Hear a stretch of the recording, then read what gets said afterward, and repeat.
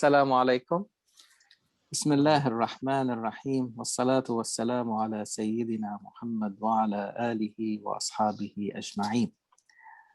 So we have come to the discussion of the last surah of para 28, and in fact it is also the last surah in our if you like curriculum for this academic year, and if you recall, the last 4 surahs that we have been discussing, Surah At-Talaq, then Al-Mujadila, then Al-Mumtahana, and now At-Tahreem.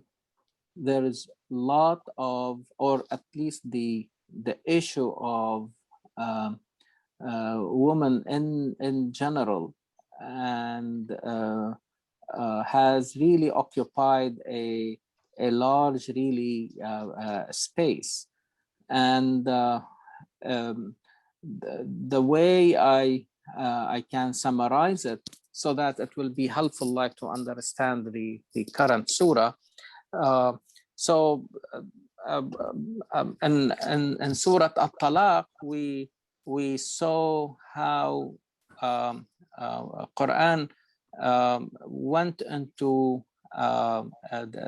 the details of what has been described in Surah Al-Baqarah regarding divorce, okay, or At-Talaq.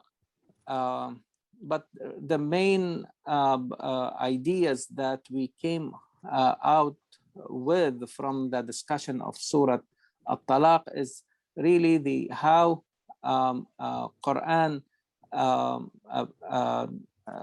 protected really the rights of women at a very difficult time, okay, making sure that they continue to have a shelter, to have their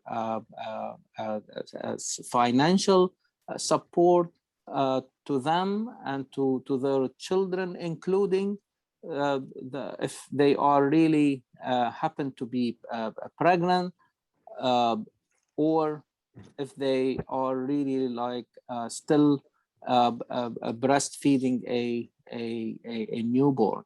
So you can see again that important really emphasis.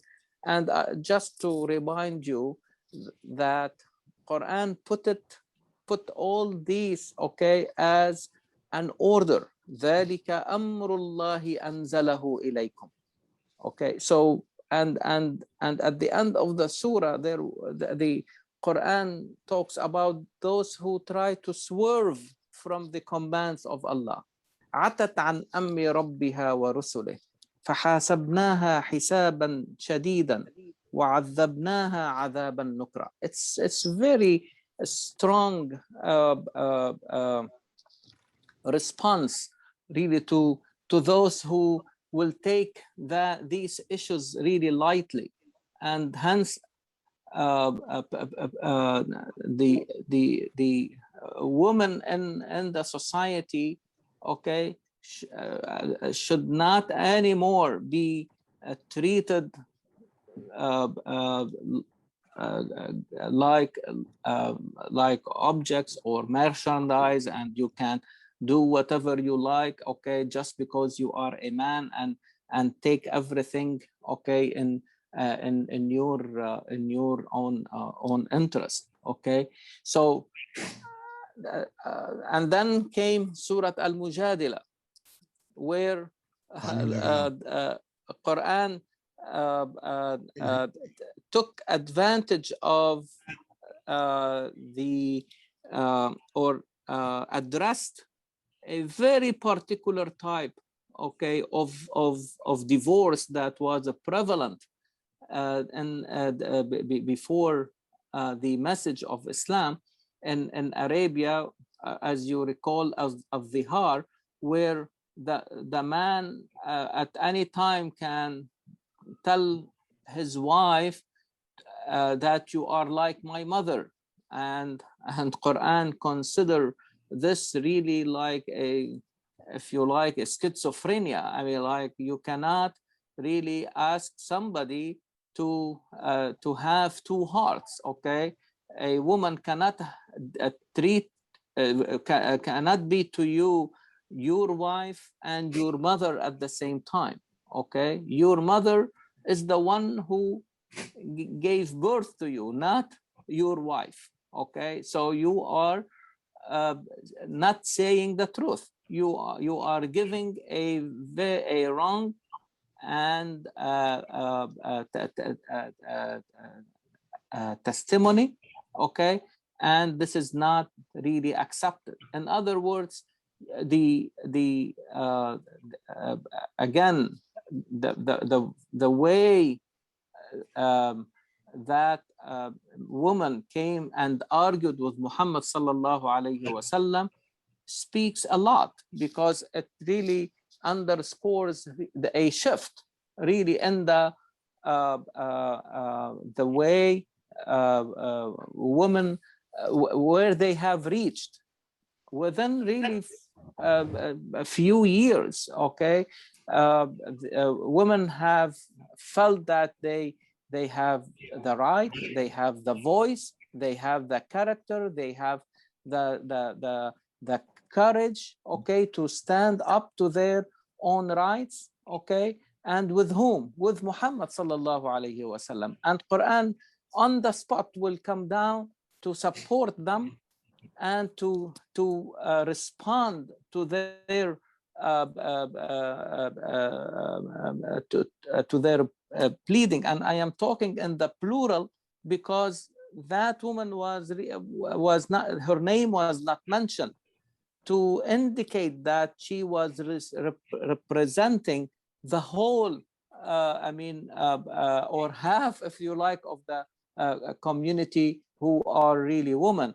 And so there again, there was significant shift in how women are viewed in the society and how they should really be treated. And here I have to mention something that is very interesting in these surahs, that Quran would be really dealing at the same time with issues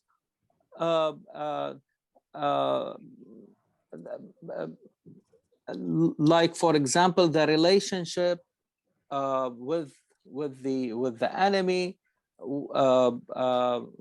What are really the should be the relationship with those who are they have different choices or made different choices in this life. Okay, so these were very well addressed in Surah Al-Mumtahana, while Quran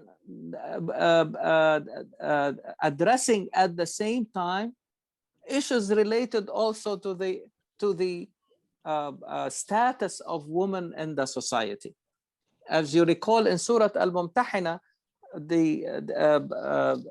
one of the central theme was really about how the Muslim community have to deal with the enemy.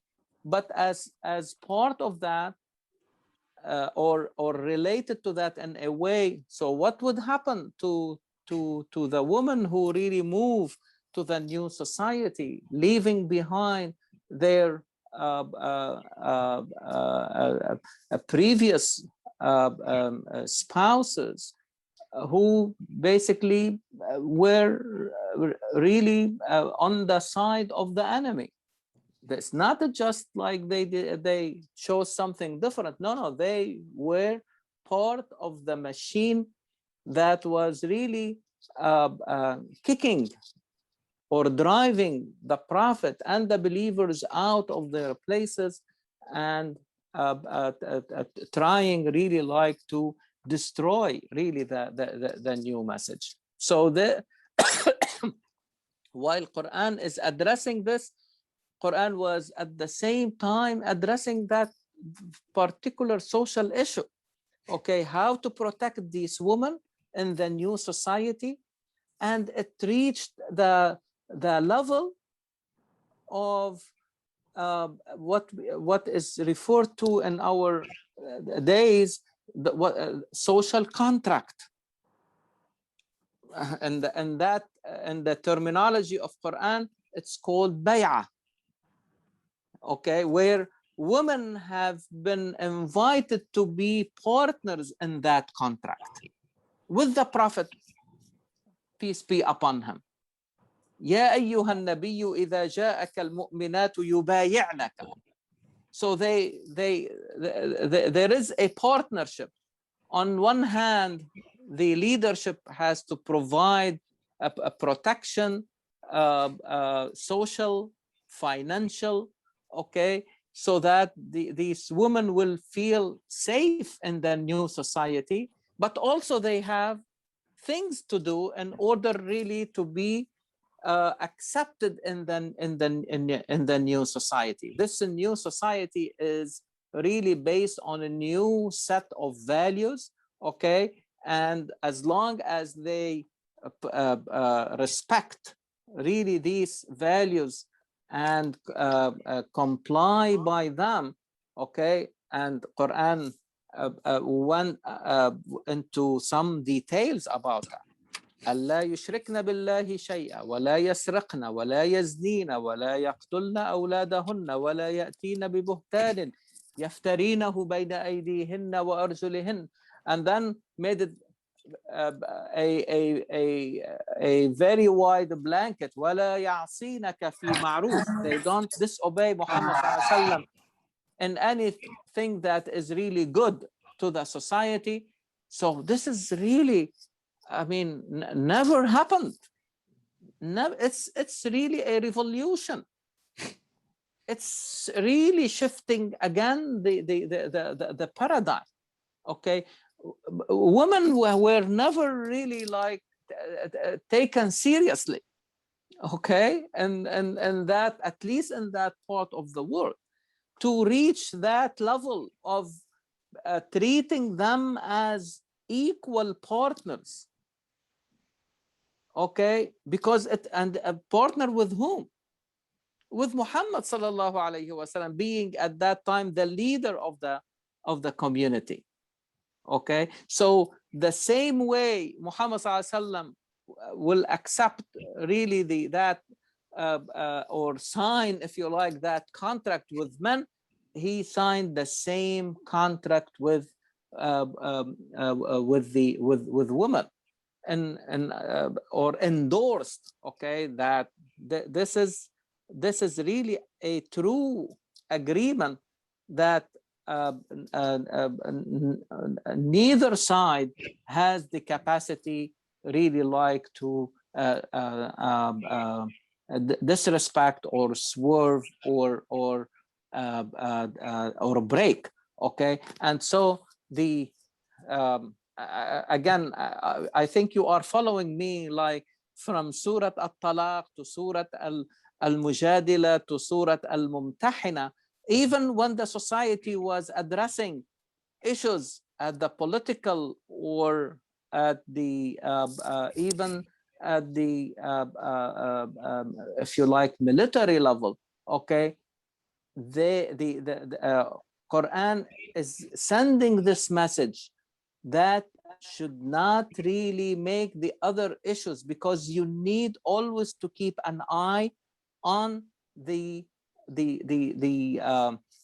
coherence of the society from inside. Otherwise, you will not be able to face and encounter the issues on the outside.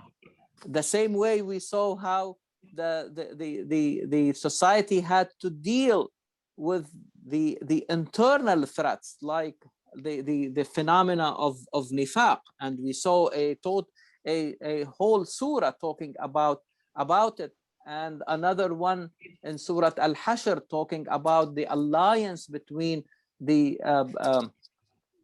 those who reject the truth with the hypocrites or the conspirators. And so while dealing with the threats from coming from outside or from inside, Quran is sending this important message. You always need to keep an eye on the makeup of that new society in order really like to be able to stand up to these threats. Okay, and a society where it doesn't treat its members equally, there is no way that you will be able like to stand up to others. You need to be united. You need to make sure that the members of the society feel that they are treated equally. And that is more, I mean,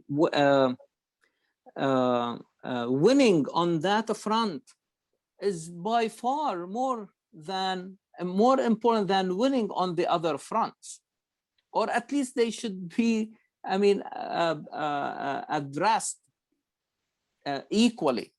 And if you,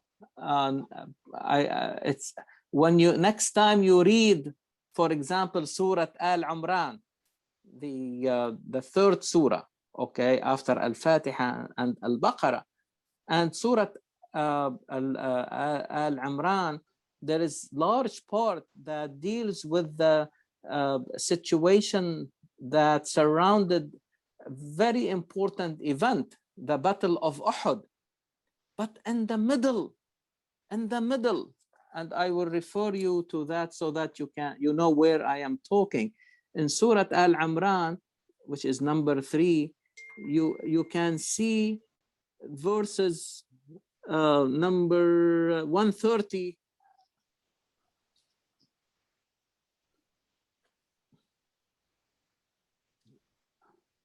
Shakil, are you showing that verse? Yeah, number? Yeah, going.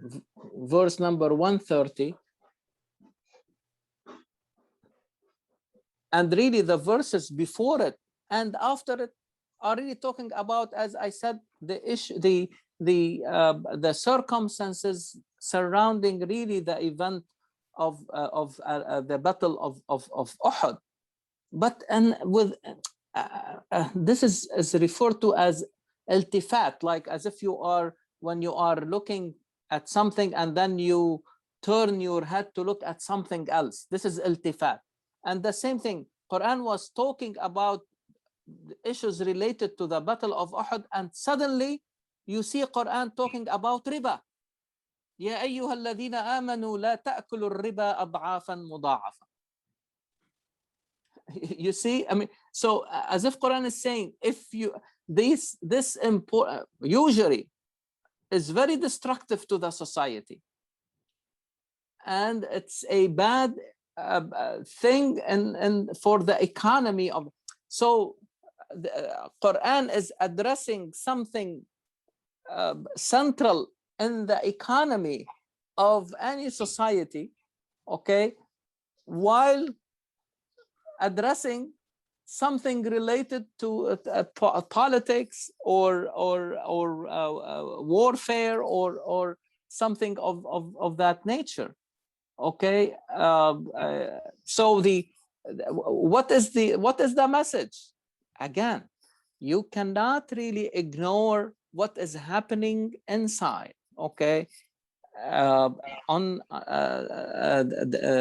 that front is very important, and we can see the same thing in the surahs that we discussed. We discussed so many matters. Yes, there is always, we are trying to find the common denominator. Okay, and like we saw in Surah Al-Hashr, Quran makes really its central issue is كي لا يكون دولة بين الأغنياء منكم. Another economic, I mean, rule that you have to do everything to prevent money to be only circulating among the rich. This is amazing. I mean, you are talking, I mean, 1400 years, okay?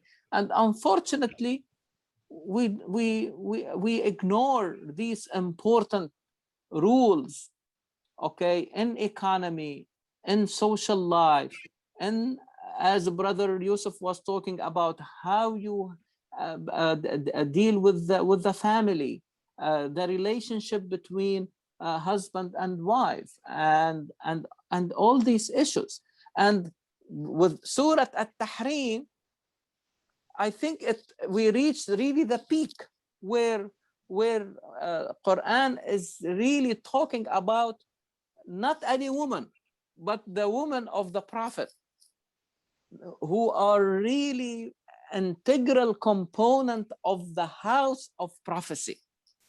Bayt al-Nubuwah, Ahlul Bayt, okay? The wives of Muhammad sallallahu alayhi wasallam, okay, are part and parcel of the house of prophecy.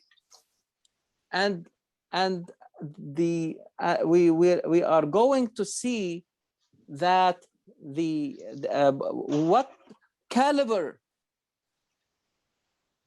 is really Quran is asking for. If you want to be part of that house, okay, the center of that, this house is the center, this is the leadership, the house of the leadership, the house of a prophecy, in the center of the society. If you want to be part of this, you cannot be like any woman in the society. If something is accepted from the ordinary woman in the society, it is not accepted from the wives of Muhammad sallallahu alayhi wasallam. And I will refer you to Surah Al-Ahzab. And I would say that what came in Surah Al-Ahzab is very helpful to understand Surah At-Tahreem. And we are talking about verse number 32. So the surah is number 33, the verse is number 32. Alaikum, Brother Khayr. Wa alaikum assalam. How are you, brother? Alhamdulillah. And really, I want you all to know this verse by heart. It's a phrase, okay?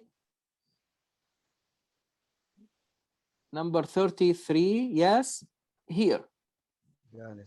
يا نساء النبي لستن كأحد من النساء. You are not like any other woman. O wives of the Prophet, you are not like any other woman. Okay? You are not like other women. If you want to continue to be the wife of the Prophet, there are certain criteria that you have to rise up to, okay? If you are not, then the Prophet can really divorce you. I mean, there is no, this is a very delicate situation, okay? Why Quran is saying this? Just one verse in the same, after that, go down one more verse to see what is really the role of the wives of Muhammad sallallahu alayhi wasallam. Go down. وَاذْكُرْنَ مَا يُتْلَى فِي بُيُوتِكُنَّ مِنْ آيَاتِ اللَّهِ وَالْحِكْمَةِ. This is the role. You are in the house of a prophecy. You are the closest to Muhammad sallallahu alayhi wasallam, and hence you are the closest to the revelation.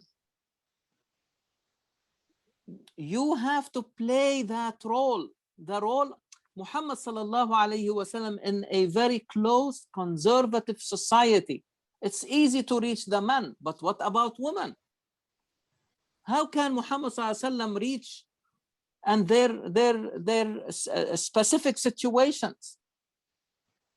It's very hard, okay, for a man, okay, to address issues related to women. So he needed to be surrounded all the time by enough, and that's very important. It's not polygamy in the way it is really like portrayed. Okay, Muhammad sallallahu alaihi wasallam was in need of high caliber women to be very close to him, so that he can confer to him important messages, and then they have to remind others about them. Not only these verses coming down to Muhammad sallallahu alaihi wasallam, especially in relation to women, but also al-hikmah, how to apply. This is very interesting. It's not haphazardly Quran is saying hikmah here. Hikmah is yes, wisdom, but how to put things into action. And I remind you what even today in the area of education, they talk about these important 3 steps: information, knowledge, wisdom. And what is wisdom? Is application of that knowledge. And who is going to teach all these women these things? Muhammad sallallahu alaihi wasallam cannot do it socially, not because he is not eloquent enough. No, but it is really socially is not easy. So as if the wives of Muhammad were the liaison between Muhammad sallallahu alaihi wasallam and all, if you like, the women in the society, and issues that are very specific to women. And sometimes in a conservative society, it would be very hard. And so now you can agree with me that the caliber, and we will see this in Surah At-Tahreem, okay, but without understanding what is the mission of the wives of Muhammad sallallahu alaihi wasallam, we cannot understand the surah itself. And and what it will happen to us, what happened to so many people, addressing very superficial things that are not even, they don't have enough data and to support what they are really talking about.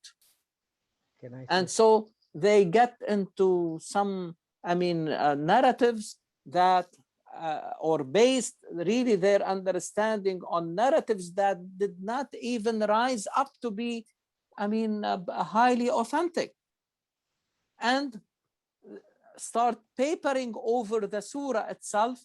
And now what Quran is trying to convey, okay, becoming very, hidden and covered up sometimes, okay, and we missed really the boat. And I think Brother Yusuf, even before we got into the discussion, was able to see, okay, oh my God, this is a totally different surah that we are now reading, okay, now, because you are looking at it in its totality and in view of what we have been discussing, and the journey that Quran has taken us, the same way he took women through that journey of liberation, a journey of courage, a journey of assuming or protecting their character and their personality in this new society. Is this good enough? May I say something, Dr. Please, please, yes. You know, the first thing I would say, I thank you, Jazakumullah, because I had a little confusion based on what you are saying. We've been hearing, okay? So now it is so much clear, to me at least, it is very clear why this surah was revealed to Prophet at that time, sallallahu alaihi wasallam. Mm-hmm. Mm-hmm. Uh, Mm-hmm. you also mentioned hikmah. The Mm-hmm. hikmah was that he has to start from his own family, with his Mm-hmm. own Mm-hmm. house, to be an Mm-hmm. example for the ummah. Uh, Yes. and it is, Allah is not shy of saying things, and this is a very good example. Uh, Mm-hmm. Mm-hmm. we go further. I mean, it is more getting clear uh, what Allah is saying and why did He say what He said. In these. Mm-hmm. Mm-hmm. Mm-hmm. So You exactly. thank So you in so other words, the revelation is playing its role of adjusting. to the Okay. society at that time. Yeah, and even to Muhammad Sallallahu Alaihi Wasallam himself. Okay, sometimes Muhammad Sallallahu Alaihi Wasallam will make his own personal, if you like, ijtihad, or this is how he would be responding as a human being, okay, to a certain situation. Quran will come down to lead him to something much higher, and to, if there is something that Muhammad Sallallahu Alaihi Wasallam as a human being is not able to see, okay, the revelation will come down to show him there is a perspective that you need to be aware of. You And the see, I mean, importance he's not doing something wrong. Okay, he is reacting to the situation, okay, as any human being would have done it. But Quran will come down to show Muhammad Sallallahu Alaihi Wasallam a different approach, adjusting his journey, adjusting his life, adjusting the way he has to really to respond to this situation. Very important. And this is not the first time. This is not the first time. There are several incidents where Muhammad Sallallahu Alaihi Wasallam will choose, I mean, a course, and Quran will come down and ask him to choose a different one that is better, that is more just, that, you see what I mean? It's not like it was wrong. I mean, and like God forbid, Muhammad Sallallahu Alaihi Wasallam is making really a sin or something. No, no, no. It's really uh, uh, think about it in terms of policy. Not that Muhammad Sallallahu Alaihi Wasallam, God forbid, that the Quran from the first day he told him وَإِنَّكَ لَعَلَى خُلُقٍ عَظِيمٍ. Muhammad Sallallahu Alaihi Wasallam, his conduct is really was described as azim, great. He would not really go below that level. But when it comes to policy, okay, yes, Muhammad Sallallahu Alaihi Wasallam will choose sometimes a course based on the data that he has, but Allah subhanahu wa ta'ala will provide him with more information and will guide him, okay, and adjust his course to something that is really higher and better. And the same thing happened with this, okay. And this is really a good segue to start really discussing the surah, okay. Can you put please the structure or the diagram for the structure again? Please be aware that this is a personal deduction, okay, but uh, to the best of my knowledge, okay. So if you look at verses, the first three verses, Quran is telling us that something happened, again, without going to any of the narratives that surrounded really the and or what in the different commentaries we have seen. I mean, these different, and to be honest with you, there when you see that there are several, okay, narratives, and some of them may be contradictory to others, you say probably the best is really to go back to Quran and stick to even if we don't know the exact details, but really we can talk about the moral, the main moral of what basically happened, regardless of, again, the details. So Quran is telling us that Muhammad sallallahu alayhi wasallam, okay, made it haram, okay, he prohibited something on himself that Allah subhanahu wa ta'ala made it permissible, okay, and he made this just to please his wives. Ya ayyuhan nabiyyu. So Quran is questioning, if you like, the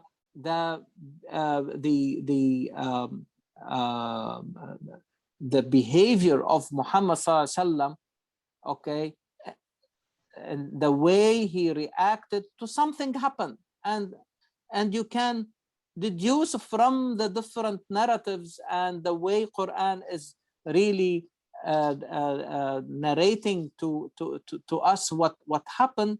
You can tell that there is something happened between his wives, out of jealousy, out of teasing each other.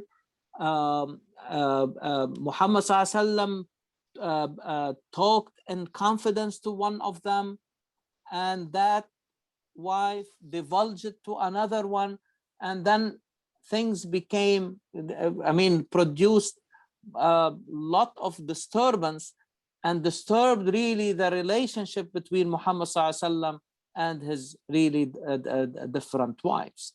So Muhammad sallallahu alaihi wasallam, as if he made an oath not to eat something or not to get closer to one of his wives or something like that, and in order really like to please them.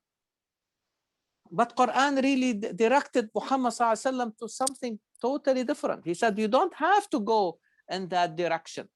What happened between your wives, okay, is not compatible with the house of a prophecy. Now, these things that we are talking about, gossip between really women or the wives of Muhammad sallallahu alaihi wasallam, is very common. Is that right? Wives or women teasing each other, jealous of each other, is very common. Okay, but for these things to happen or to be practiced by the wives of Muhammad, this is what, because they are not, as we said, لَسْتُنَّ كَأَحَدٍ مِّنَ النِّسَاءِ. If these things can be accepted as natural or normal in the best of families, okay, but in the house of Muhammad sallallahu alaihi wasallam, in the house of a prophecy, if you want to be the liaison, okay, for the revelation between Muhammad sallallahu alaihi wasallam and the community, especially the community of women, okay, you cannot really continue doing this. This is not compatible with your duties as wives of the Prophet. لَسْتُنَّ كَأَحَدٍ مِّنَ النِّسَاءِ.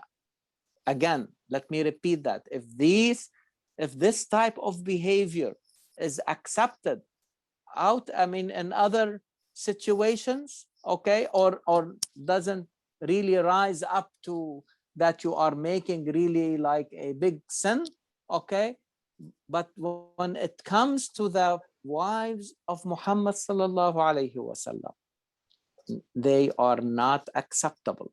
And instead, so the address to Muhammad sallallahu alaihi wasallam, so you don't have, oh Muhammad, you don't have, okay, to please them at the expense, okay, of making something lawful unlawful to you.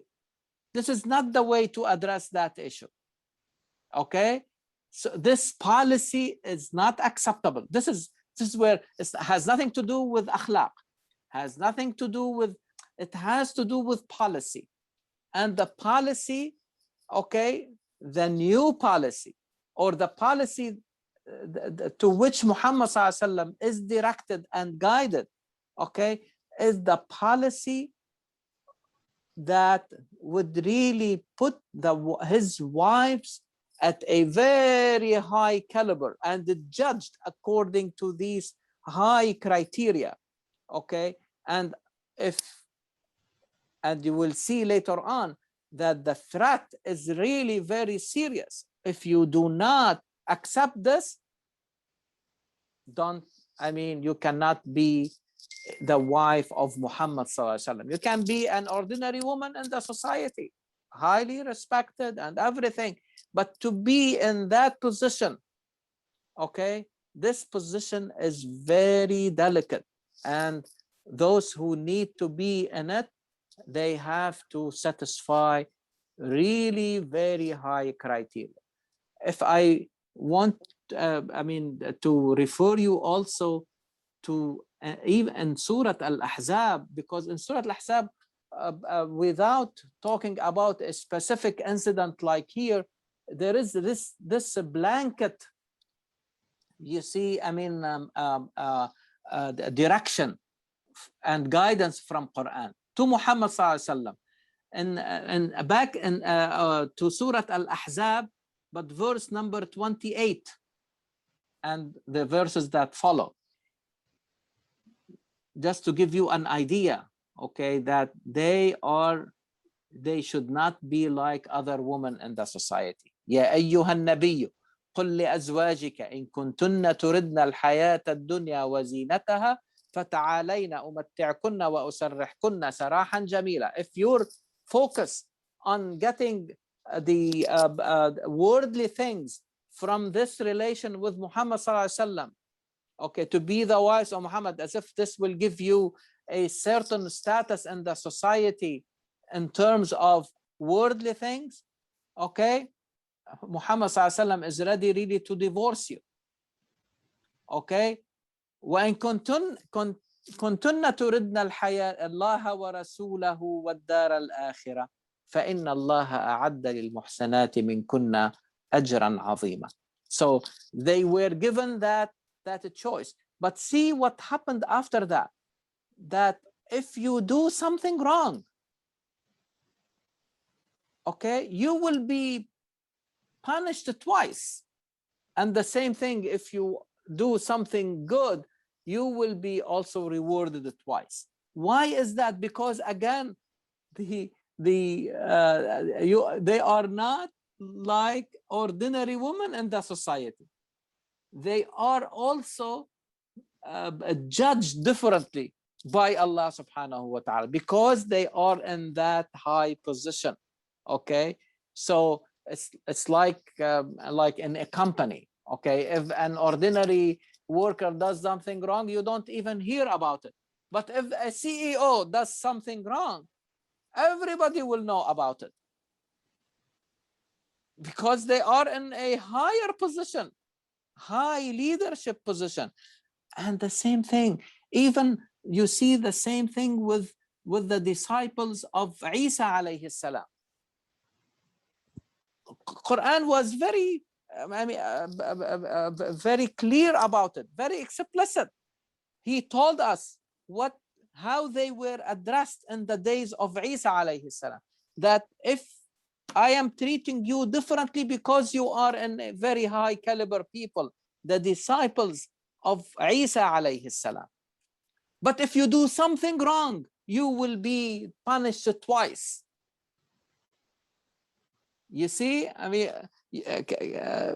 you are following, is that right? So I want to show you also the consistency.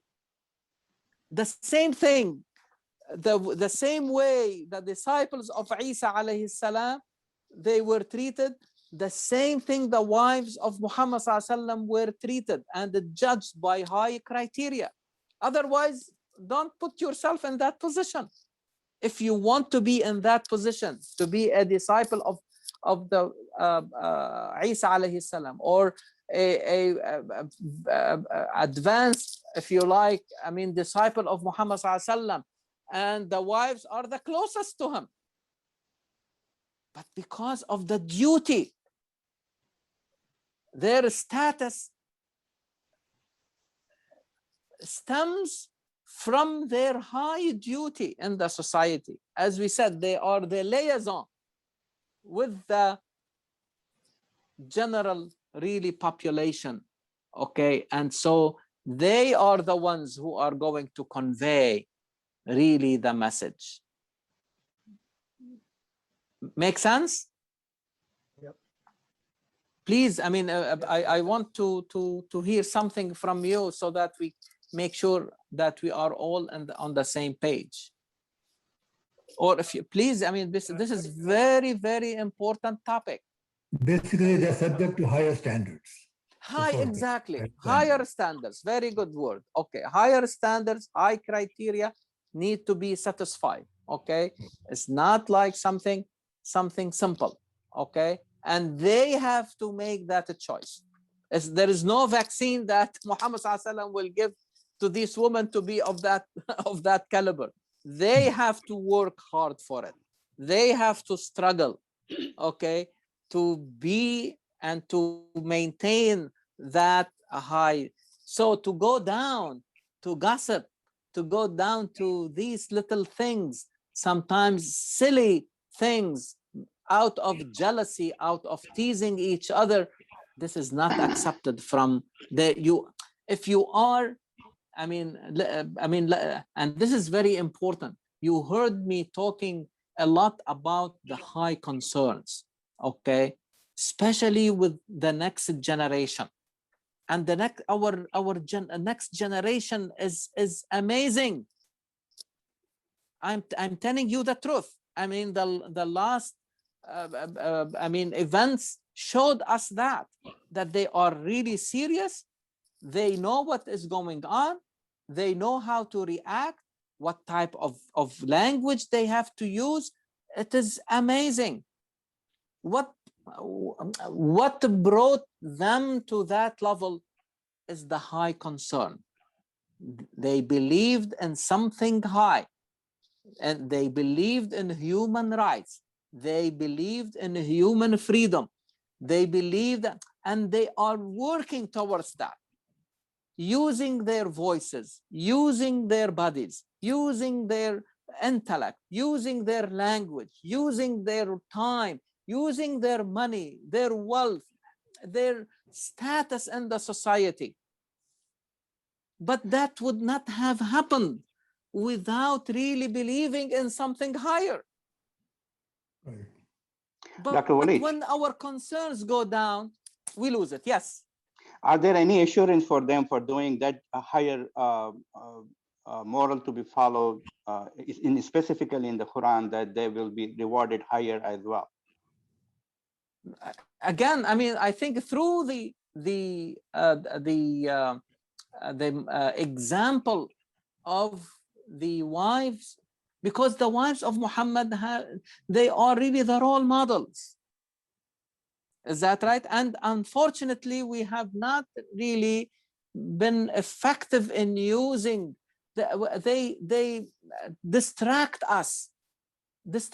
us, like to talk about polygamy and all these things, and missing really the boat, missing that what tasks, okay, the women of Muhammad sallallahu alaihi wasallam, the wives, were tasked with, in order to be the role models for our girls and our wives and our sisters, our daughters. You see, وَمَنْ يَقْنُتْ مِنْكُنَّ لِلَّهِ وَرَسُولِهِ وَتَعْمَلْ صَالِحًا نُؤْتِهَا أَجْرَهَا مَرَّتَيْنِ, twice. They will be again, the idea, okay, that once you elevate the concerns, you get different results.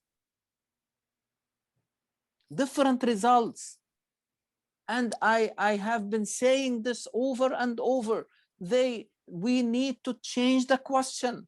Every time the issue of women and it comes into discussion, they always take us into the little things. Are they allowed to mix with each other? Are they women? Is the voice of woman awra? Please let us put these things, throw them away, ditch them. They are not important. We were talking about Al-Mumtahana, Surah Al-Mumtahana, and these women were asked, okay, they were tested, and you are telling me that their voice is awra? They cannot speak out, they cannot sing, they cannot really like give a khutbah, they cannot read Quran, they cannot. What are you talking about?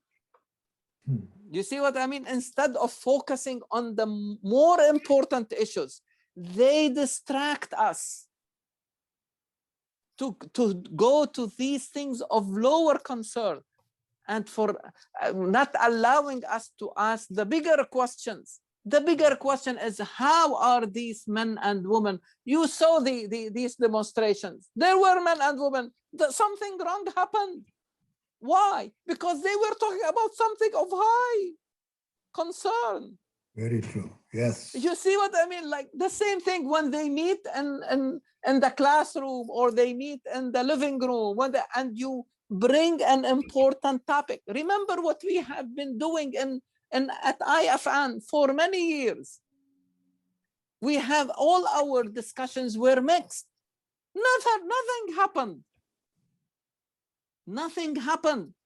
What happened was all good, because men had to listen to the concerns of our sisters, and our sisters had to listen to the concerns of their brothers.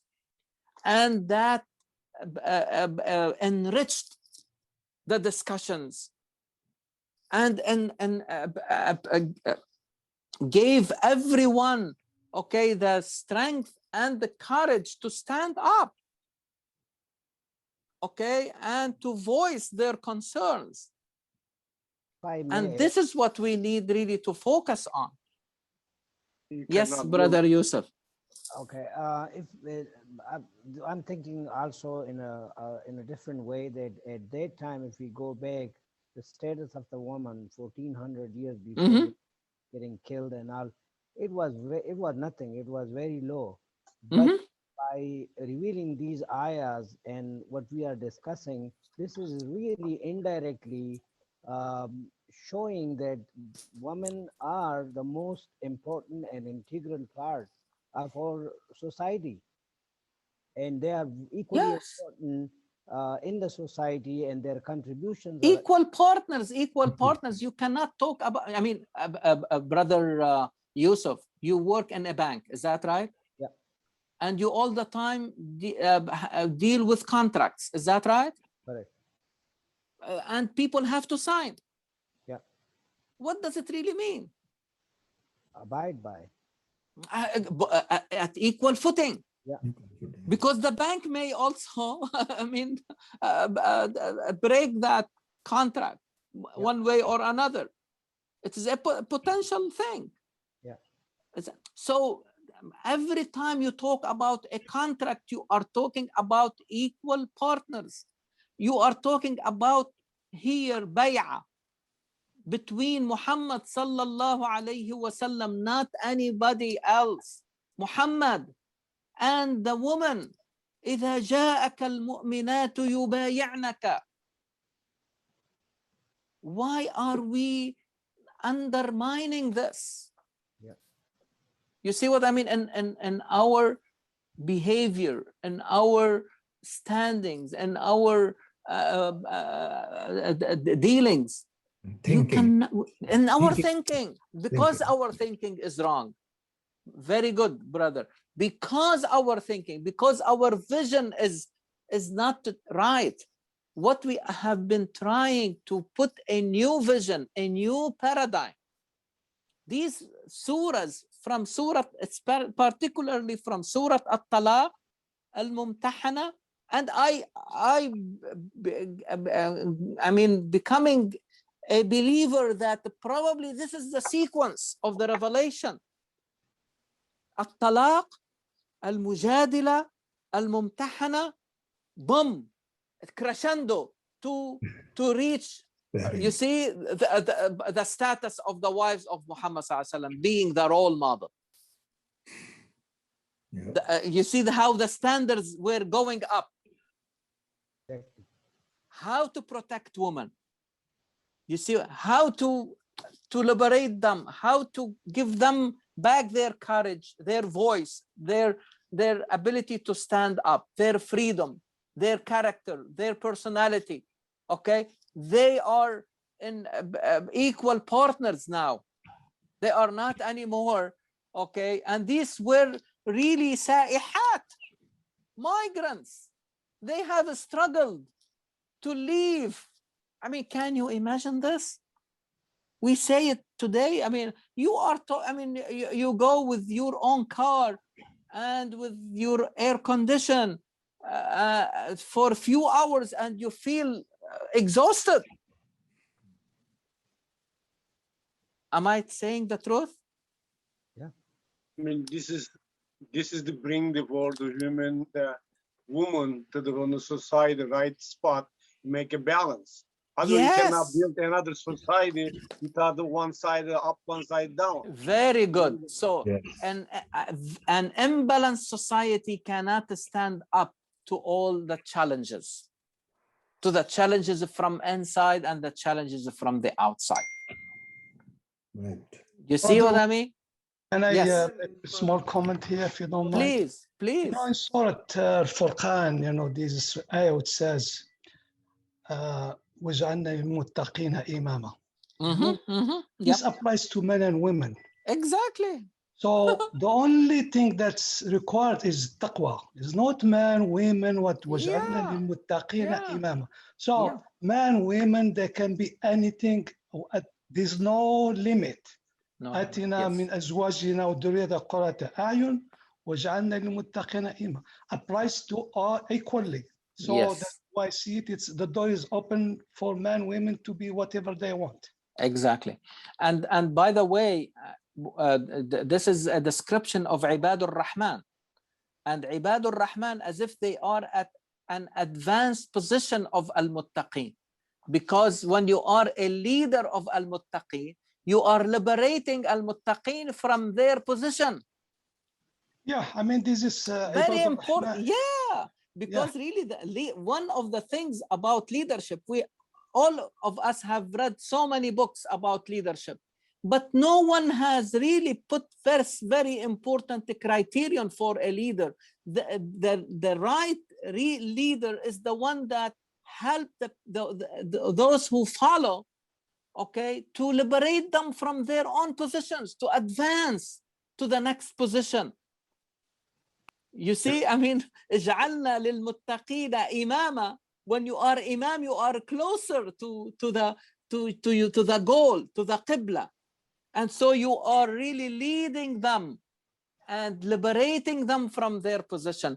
And to support what you are saying, Brother Muhammad, I will refer all of you, and probably not, this is not the first time, but at the end of Surah Al-Imran, can you show this to us, Brother Shakir? Sure. Go to the last page of Surah Al-Imran.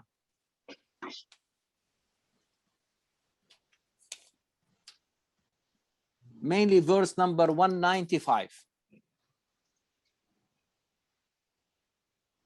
And this verse came after several dua, supplications. You are all familiar with this. ربنا إنك من تدخل النار فقد أخزيته وما للظالمين من أنصار ربنا إننا سمعنا مناديا ينادي للإيمان أن آمنوا بربكم فآمنا ربنا فاغفر لنا ذنوبنا وكفر عنا سيئاتنا وتوفنا مع الأبرار ربنا وآتنا ما وعدتنا على رسلك ولا تخزنا يوم القيامة إنك لا تخلف الميعاد. How Allah subhanahu wa ta'ala responded to all these supplications, to all this dua. Please read with me. فَاسْتَجَابَ لَهُمْ رَبُّهُمْ. Allah subhanahu wa ta'ala responded to them. أَنِّي لَا أُضِيعُ عَمَلًا. Not dua. Action. عمل. Action. I will not waste any of your actions, not dua. The dua, in order to be responded to, had to be accompanied by action. But look, the action of who? Both men and women, males and females. من ذكر أو أنثى بعضكم من بعض. One is from, you are equal. But look, as Brother Muhammad said, there is nothing that a man can do, a woman cannot do. فالذين Quran here is talking about both men and women. It's very explicit. من ذكر أو أنثى فالذين هاجروا وأخرجوا من ديارهم وأوذوا في سبيلي وقاتلوا وقتلوا. Let the group read the translation. هاجروا, migrated. أوذوا في سبيلي, أخرجوا من ديارهم, driven out from their places of residence. أوذوا في سبيل, male or female. وقاتلوا وقتلوا. Is there something less than even be involved in fighting? I am not condoning fighting, but Quran is saying that you cannot tell that this is something that is restricted to this gender or to that. How many times you heard people quoting this verse when it's the issue of gender is on the table? How many times? I can assure you, zero. No, never. Zero. Never. And it is very explicit. من ذكر أو أنثى بعضكم من بعض هاجروا أخرجوا من ديارهم أوذوا في سبيلي قاتلوا وقتلوا. Can you imagine something? There is nothing more than that. And Quran made them equal. Brother Muhammad, you agree? Yes, I agree with you, brother. It's very detailed. It's not only. It's very detailed. And just the one that I quoted that just came to me one day, and when people were talking about Imam, and here Quran says, as long as you're muttaqi, doesn't matter male or female. Yes, exactly. Anything. Go and make yeah. Yes, but again, but this particular verse is very detailed. Like to the maximum. 100%, yes. To the maximum. It's amazing. Dr. Khayr, this is sentence, you're members of one another. So in the translation, you're members of one another. Equal right, equal footing. Equal. Right. And again, we saw this social, you see, you can see the evolution. Surah Al-Baqarah and Al-Ma'idah were the first to be revealed in Medina. Okay, but to reach year 6 and 7, where these the surahs have been revealed, to the point that you are talking about the high caliber needed for the role model and the equal footing of being partners in the social contract, عقد اجتماعي. It only by the time of Rousseau they start talking about this. See how this has been talked about from the beginning, 1400 years, and we cover. Unfortunately, I don't know why. But again, when we forget about Quran and how to approach Quran. It's not the problem that people don't read Quran or don't quote from Quran, but the problem is how we have been approaching it, and we have approached it in piecemeal. Yeah. Like as if we are. When you are eating your sandwich, you eat a bite from here and a bite from there. The Quran said, جعلوا القرآن عضين. جعلوا القرآن عضين. عضين, bite. peace meal. You know, you cannot approach Quran this way. Quran is blaming those who are approaching it this way. جعلوا القرآن عضين. I mean, you cannot approach Quran in piecemeal. When you are talking about a verse, we need to look at it as a unit, but a unit within a bigger unit, which is the surah, and in a bigger volume. Quran. Allah is a created human, is a 46 chromosome, and half it coming from man, half it coming from woman. Is against his creation, you cannot separate woman and man. Exactly. بعضكم من بعض. You are right. You cannot make a balance. I mean, you cannot make a humanity. No, no. I'm telling you. I mean, if the imbalance is in economy, in social life, in gender, I mean, like the approach to gender, to both genders, any type imbalance in or disparity in healthcare, any type of disparity, any type of imbalance, okay, will lead to destruction, and the society will not be able to face the challenges from inside, let alone from the outside. So when Muhammad sallallahu alaihi wasallam, and see how Quran is very beautiful, that وَإِذْ أَسَرَّ النَّبِيُّ إِلَى بَعْضِ الْأَزْوَاجِ. So Quran is saying قَدْ فَرَضَ اللَّهُ عَلَيْكُمْ تَحِلَّةَ أَيْمَانِكُم. Oh Prophet, go ahead and break, I mean, that oath, okay, because it is made on something that is not acceptable. قَدْ فَرَضَ اللَّهُ عَلَيْكُمْ. This is not the way this is not the right course to approach and solve that problem. It is not your problem. Don't become the victim. You see, the behavior of your wives have to change. If they really want to be your wives, they have to have the very high standard, and we will get into that.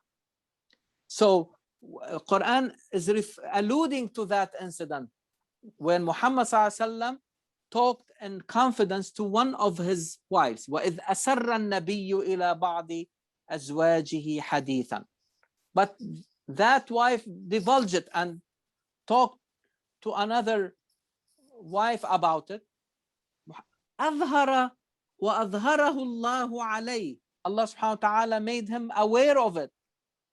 عرف بعضه وأعرض عن بعض. Even when Muhammad sallallahu like asked his wives about it, he did not tell them everything he knew. But immediately they realized, how come? Who told you this? قال نبأني العليم الخبير. Allah subhanahu wa ta'ala told me, who is not only knowledgeable but also he is aware of everything. Khabir. He's not only knows what you have said, but what is inside you, what experiences you have, based on what you are really saying this or that. نبأني العليم الخبير. You see, and if you look at verses 6 and 7, the symmetrical verses in this surah, if you like, يا أيها الذين آمنوا قوا أنفسكم وأهليكم نارا وقودها الناس والحجارة عليها ملائكة غلاظ شداد لا يعصون الله ما أمرهم ويفعلون ما يؤمرون. يا أيها الذين كفروا لا تعتذروا. Can you go down please to these verses 6 and 7? لا تعتذروا اليوم إنما تجزون ما كنتم تعملون. So there is allusion here that the believers learning from that incident, okay, the same way, and Muhammad is the first among the believers to heed that command from Allah subhanahu wa ta'ala. How to protect. You are responsible for your own family. You need to protect them from any suffering in this life and in the hereafter. And the hereafter would be definitely more severe and more lasting. Just the description of the angels who are in charge of the hellfire, you know what to expect. And as if Quran is saying, don't behave like the ones who reject the truth. I mean, you need to protect them from going in that direction, because on that day they will not have enough time to make excuses. لا تعتذروا اليوم. To this life, you have to make you cannot make these excuses over there. Or if you want really like to amend, to fix, this is the time. Over there, you cannot have the time to fix really these wrongdoings. إنما تجزون ما كنتم تعملون. It is the time, it will be the time for the outcome, for the results, for the consequences, and you will really receive the consequences based on what you have done in this life. See, I see these two verses, okay, complementing the first three verses, okay, taking that incident, okay, to show that to underline and underscore those who are responsible for their families, again, men and women, okay. So you have to be, because Muhammad sallallahu alaihi wasallam told us, al-abu ra'in, al-ummu ra'iya. Everyone is responsible. The father and the mother are responsible to lead, okay, their families into the right path, and to be aware that everything they are doing to protect them from any suffering in this life and in the hereafter. قُوا أَنفُسَكُمْ وَأَهْلِيكُمْ نَارًا. You have to protect yourself and your families, and you can extend that family to become the larger family, which is really the society, your neighbors, your co-workers, your co-citizens, okay. They become your own family, extended family, your friends, okay. So again, showing the Prophet that, okay, to be responsible for your family. Don't act as the victim. You have not done anything wrong. They have done something that is less than standard, suboptimal, okay, in terms of their really position and their and the associated and the duty associated with that position. Next time, inshallah, we will address, okay, the number 4 and 8 to 10. I mean, where the again, you can see how Quran responded, okay, to this again, how Quran took advantage of this to come up with the right guidance and the right policy to be taken by the Muslim community. Okay. Any questions or comments, please? I have a comment, please. Dr. Khayr. Yeah. Referring back to the Surah Al-Imran, where you mentioned the verse about interest or usury. Yeah, okay. It's so wonderful. The Quran mentioned about compound interest as well in that verse. Yeah. Compound interest, which is an accounting term. Interest and interest. Yes, but also let me make a comment here, because this verse sometimes may be taken unfortunately wrongly. Okay, people sometimes may think that, okay, so if I take a little bit of interest or as part of usury, it is okay. And again, here we are talking about usury. We are not talking about interest. Correct. Okay, don't mix these two things. We are talking about usury, like to give somebody like a loan for $100, and you tell them you give it to me back in 6 months, $110. Right. This is usury. This is what Quran is talking about. However, it is $10 or $1 or $15, it is the same. Okay. Quran, when it's talking about ad-da'af, muda'afa, okay, talking about the not the amount of the usury or the interest coming from the usury, but talking about the riba itself. Right. Let me give you another example from Quran. Okay, وَلَا تُضَارُّ. This is a verse. We came across it in Surah At-Talaq. وَلَا تُضَارُّهُنَّ لِتُضَيِّقُوا عَلَيْهِنَّ.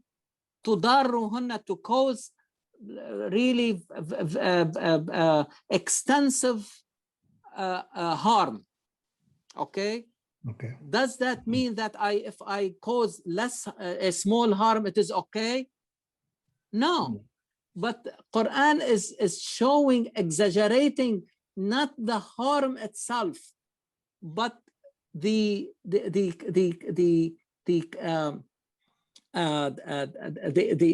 action itself. You see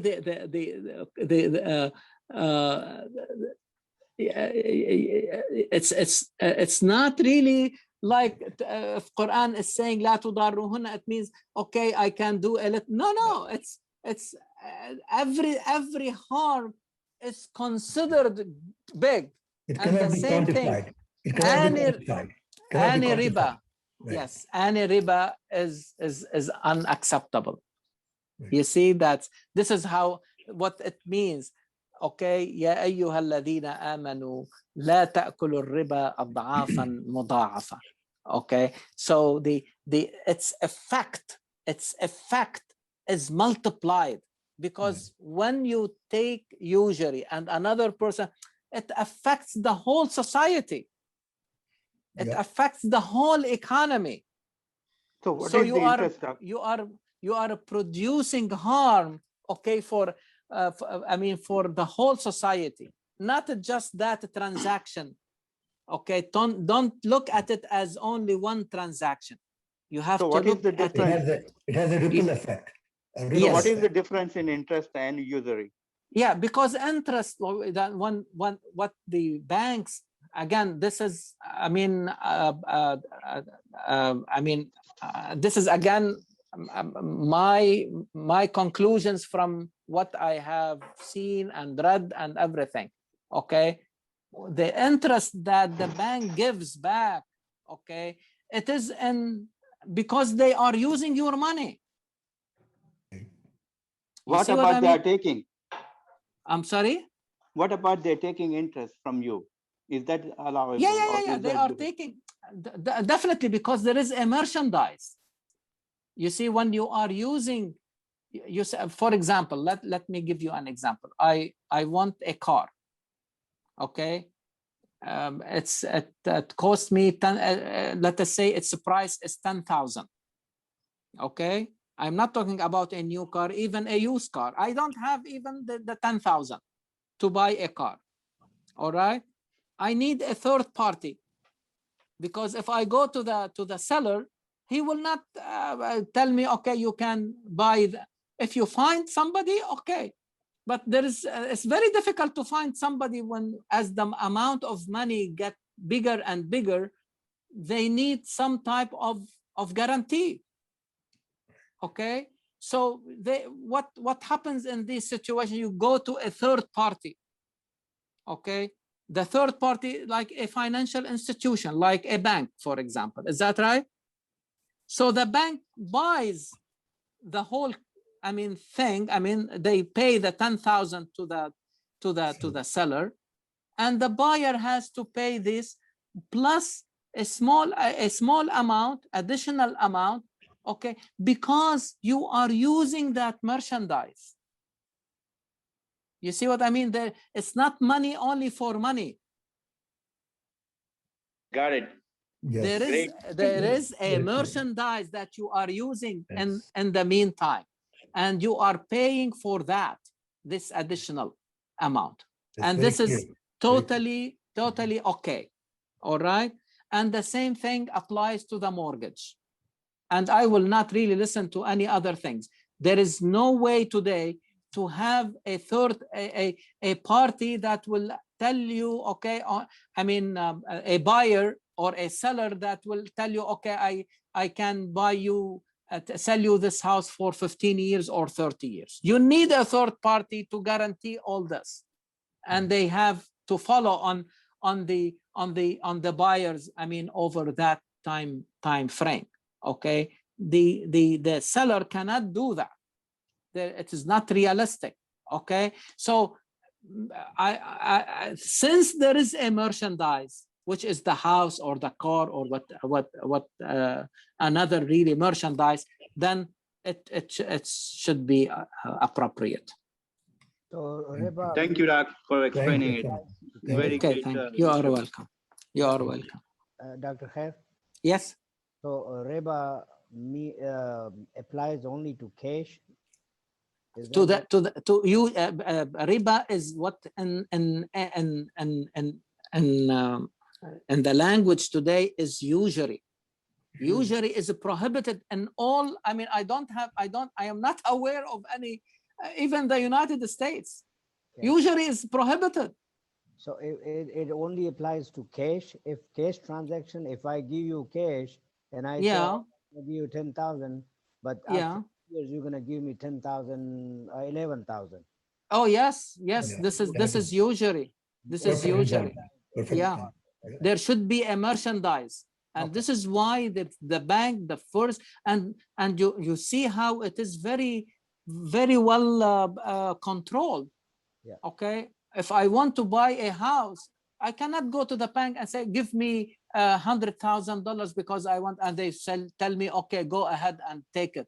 No, they have to find to make sure about the merchandise that I am buying, and that it's worth it, that amount. All the details. The due diligence. It takes like sometimes several months before they approve. Okay, something like that. Why? Because if they don't control it, okay, people can eat each other. And there will be very bad. And this is why Quran talks ta'kulu, as if you are eating each other. It's amazing the language that Quran really, because anytime you earn something, is eventually it will be translated into eating. You buy something to eat and consume, but also you are eating each other. Unjustly, in this situation, because of the injustice. So these issues will inshallah address them together as they come, like in this situation. But I think it's resolved, honestly, even to me, a very big, how to answer that question. لا تأكلوا الربا أضعافا مضاعفة has nothing to do with the amount. okay, it's really how bad it is going to be on the transaction, the people who are making that transaction, okay, and however it is small or big, it is basically the same, but it is embedded in it, as a brother Muzaffar said, that it's like the what they call it, like a consolidated type of accumulative. Is that right? Compound. Exactly. This is the word. Like a compound.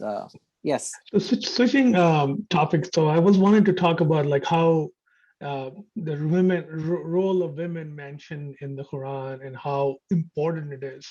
And then it is evident from all the news and stuff we are seeing, when both parties are talking in the media, when we have women and men talking and representing Muslims and Islam, people hear that much better, right? People hear, where's the other half? If the only men are speaking in front of everything, or protesting, only men protesting, people don't listen because we are ignoring the other half completely altogether by not representing them. So that's what people think, that Muslims or women are repressed or oppressed whenever they don't see in the representation. But things like that, what is happening right now, we're seeing a lot of women in the front line, even younger women coming in front line and talking about it.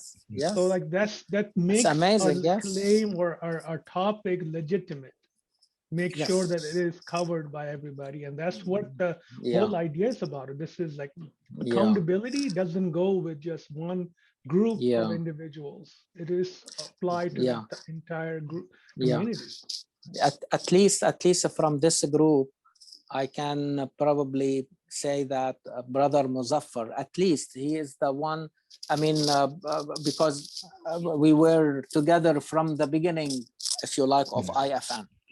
And I'm sure he recalls that from the beginning, as I said before, that all our meetings were all the time mixed, okay, men and women. And I kept saying, especially to our women in particular, okay, that they have to stand up. I cannot, as a man, okay, my job as a man is to provide the environment. Okay, but I cannot represent. They have to stand up and represent themselves. Very important. But but we have also a role to play. Yes, Brother Muhammad. Yes. At the beginning of this surah, you know, we have to go back to the Quran, and nobody can change what's in the Quran, even the Prophet himself. Yes, exactly. So exactly, some hadith from here, a hadith from there, and they create all kind of confusion for people.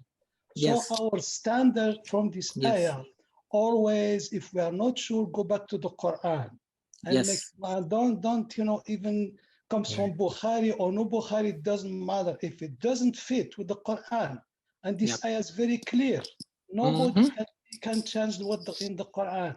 So we have that kind of, we miss that kind of thing. Exactly. Don't think hadith or sheikh, whatever. Quran is the standard, and this ayah clearly said that.